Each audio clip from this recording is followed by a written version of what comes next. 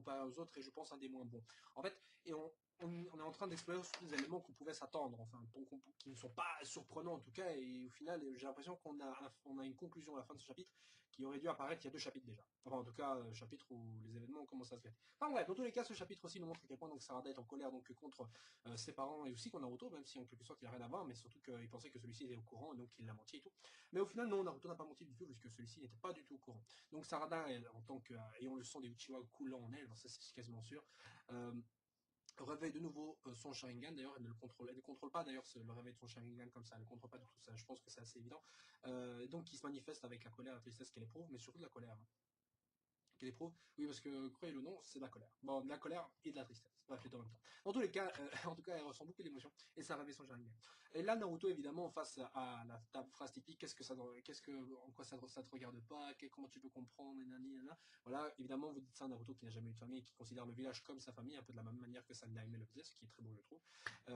Lui explique comme quoi, voilà, c'est pas parce que vous êtes lié par le sang que c'est pas parce que vous n'êtes pas lié par le sang que vous n'êtes pas une famille. Parce que Naruto, évidemment, n'avait pas de famille, pourtant il s'est lié de la même manière qu'avec un père, avec Hiruka Sensei, et de manière comme un frère avec Sasuke, de la même manière avec Sasuke, comme un frère. Et donc, évidemment, ça calme un peu Sarada, bah oui, évidemment, t'es une gamine, qu'est-ce que tu connais de la vie? Donc, du coup, c'est un peu calmé, elle veut tout de même sauver de la mère, qui évidemment sont ses vrais sentiments, elle veut quand même sauver Sakura, parce qu'il faut dire, évidemment, tu grandis avec quelqu'un qui s'occupe de toi avec gentillesse et tout, forcément, tu vas pas non plus la foutre, cracher dessus. Hein, le vrai fautif dans l'histoire, c'est un peu Sasuke quand même. Bon, bref, donc du coup, oui, parce que c'est vrai que la meuf, elle va aller voir son autre mère, mais son autre mère l'a jamais vue non plus. Donc au final, c'est encore pire. Hein, parce que c'est quoi la pire entre ta vraie mère qui s'occupe pas de toi, ou ta vraie mère, ou pardon, ta fausse mère qui s'occupe de toi, ou ta vraie mère qui s'occupe pas de toi? Je pense que la réponse est assez évidente. Donc après, les deux donc, vont aller chercher donc notre ami Super Shin. Alors il y a eu apparemment quelque chose comme quoi Sasuke et Naruto surtout, ça se voit, ont eu un petit power down, on va dire, et leurs pouvoirs se sont pas trop, on va dire, ils ont un peu rouillé tous les deux. La preuve d'ailleurs, j'ai remarqué que Sasuke donc, avait éveillé son Rinnegan originel, mais c'était pas un Rinnegan originel directement, c'était un Rinnegan classique. Et en fait, il pouvait transformer son Rinnegan en Rinnegan originel. D'ailleurs, c'est assez intéressant de voir ça parce que ça veut dire qu'il y a une transformation intermédiaire, qu'il y a une différence donc, entre le Rinnegan originel. Et quand je dis Rinnegan originel, je parle de Rinnegan avec les Tomoe, genre fusion Rinnegan et Sharingan, hein, le truc ultime quoi. Donc il y a une différence entre l'originel et le basique. Parce que s'il y a une différence entre les deux, c'est que forcément il y a une amélioration. Bon, déjà qu'avec le Mangekyou Sharingan éternel, la seule différence notable c'était peut-être de pouvoir utiliser peut-être de pouvoir ne plus perdre son Sharingan, mais est-ce qu'on avait une véritable transformation? Non, peut-être une amélioration, mais pas de nouveaux pouvoirs. En fait, des nouveaux pouvoirs ont été surtout amenés par le Rinnegan. Je pense que le Rinnegan permet l'utilisation, en tout cas, du Susanoo ultime, donc ça c'est mon avis. Même si dans l'anime, je crois qu'il a été montré qu'il pouvait quand même l'utiliser même avec le Mangekyou Sharingan internet. Enfin, c'est pas sûr encore selon moi, donc bon, on verra bien. Enfin, pardon, pas le Rinnegan, mais en tout cas qu'il faut du Chakra Senju avec ça, donc parce que Kakashi par exemple, il avait pas il avait juste le Mangekyou Sharingan. Allez, ouais, le Mangekyou Sharingan et tout, mais il a quand même il était capable d'utiliser le Susanoo ultime. Mais après, il nous explique qu'il a reçu du Chakra Senju. Enfin, c'est pas très clair pour moi. Mais en tout cas, il faut le Sharingan, Mangekyou Sharingan. Oh, ouais. Donc, il y a différentes petites étapes. Et en tout cas, Sasuke, c'est un peu usé à devoir utiliser ses pouvoirs un peu avant. Évidemment, Cho et Sarada sont évidemment tous les deux surprises de voir leur père invoquer une sorte de démon géant derrière eux. Donc, en tout cas, même si Sarada est d'accord pour dire que Sasuke n'est pas un mec très fréquentable, en tout cas, il n'en reste pas moins très impressionnant. Et à la fin du chapitre, on voit juste Super Shin qui explique qu'il veut se débarrasser de tous les couillons qui aiment la paix, comme Sakura.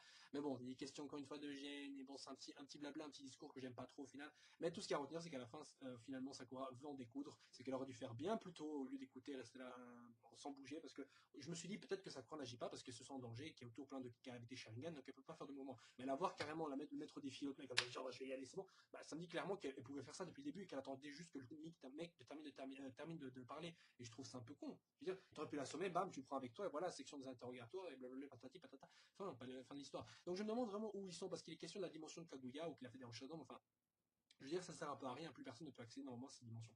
Même Toby. Enfin, je crois. Non, si, Toby peut y arriver, mais il a quand même fallu une quantité incroyable de chakras à tel point que Sakura a dû l'aider. Et ça, c'est pareil. Donc du coup, on se retrouve la semaine prochaine pour le prochain chapitre de Naruto. Comme vous pouvez le constater, ce chapitre aussi m'apporte moins de réponses, surtout que d'ailleurs on a appris que le Naruto Gaiden devait durer environ un tome. Un tome, c'est en général 8 chapitres. Donc ici, on est déjà à 8. Et là, on va en avoir, j'imagine, 2 ou 3 autres encore. Donc ce sera un gros tome peut-être, ou alors j'ai mal compris, mais il est bien question d'un seul tome en fait pour Naruto Gaiden, si j'ai bien compris. Dans tous les cas, même si c'était pas le cas, en fait, ça changera absolument rien parce que je savais déjà qu'à la base, cette histoire n'allait pas durer longtemps, surtout qu'on doit encore voir Karine.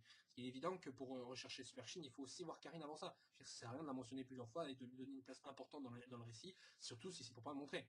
C'est absolument rare. Et donc, on va forcément la voir et j'imagine avoir des petites corrections au niveau des gènes ou un truc comme ça. On aura peut-être une grosse blague à la fin, genre, oh, c'est un petit malentendu et tout le monde va rigoler et ainsi de suite. Hein, non, je pense pas. Alors certains d'ailleurs avaient souligné aussi le fait que Sarada avait le potentiel d'être la plus puissante des personnages, puisqu'elle a le sang quelque part des Uzumaki, si elle est bien la fille de Karin, elle a des Uchiwa, et voilà, bon, le sang de Sakura, tout le monde s'en fout de toute façon, mais donc elle a en elle les gènes capables de la rendre, comme, lui donner le pouvoir d'être le plus puissant des personnages, et genre le réveiller le Rinnegan, un truc comme ça. Et il faut que je vous dise un truc, parce que j'avais marqué, mais c'est peut-être important de vous le dire, mais il est possible que Sarada n'ait pas la possibilité de réveiller donc, le Rinnegan. Pourquoi? Parce qu'en réalité, pour réveiller le Rinnegan, ce qu'il faut, c'est mélanger le chakra de Indra et de Ashura dans la même personne, et ensuite d'avoir évidemment des Sharingan qui sont déjà éveillés, en tout cas à un stade assez avancé. Et que vous dire si ce n'est que Sarada, est-ce qu'elle remplit ces deux conditions? Elle n'a pas du tout, elle n'a aucun des deux chakras. Certains vont dire oui, mais c'est la fille de Sasuke qui est même le transmigrateur, le transmigrant de, de, de Indra, c'est ça, je sais plus. Bon, en tout cas du frère avec les pouvoirs des yeux. Mais moi, je dis personnellement que non. Parce que si ça pouvait se transmettre comme ça, bah, les enfants de Indra et de Ashura auraient aussi eu le même chakra et auraient pu réveiller le Rinnegan. Et est-ce que c'est arrivé forcément? Non, je pense que les derniers possesseurs de Rinnegan, c'était vraiment les deux derniers fils et c'est tout, quoi.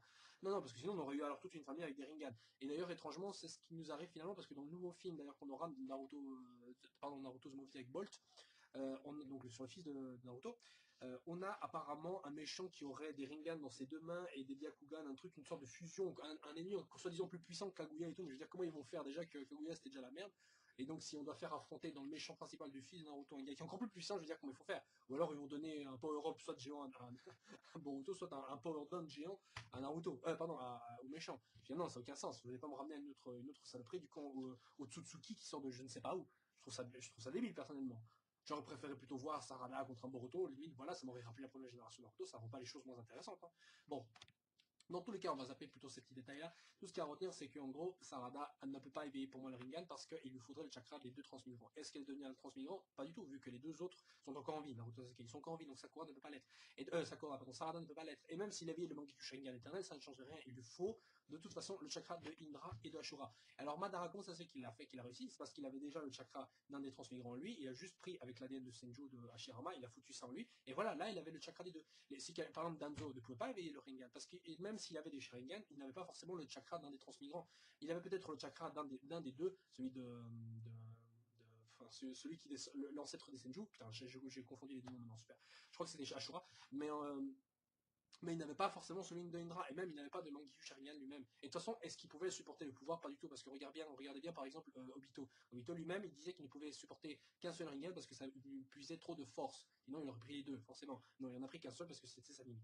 Bon, sur ce, on termine vraiment la vidéo, et on se retrouve la semaine prochaine pour un chapitre de Naruto Gaiden, qui j'espère sera un peu plus constructif au niveau du contenu, parce que là, ici, on a surtout eu des petites leçons de morale, quoi, et surtout deux grosses pages. Les deux grosses pages, pardon, excusez-moi, mais sur un contenu d'environ 18 pages, un neuvième, c'est des flashbacks qu'on connaît, et ça aurait pu être casé en deux, trois petites cases, on aurait pu avoir un meilleur cliffhanger que Sakura qui soi-disant va combattre, alors qu'on sait pertinemment qu'il va être sauvé d'une manière ou d'une autre. Bon, bref, du coup, vraiment, à la semaine prochaine et ciao ciao.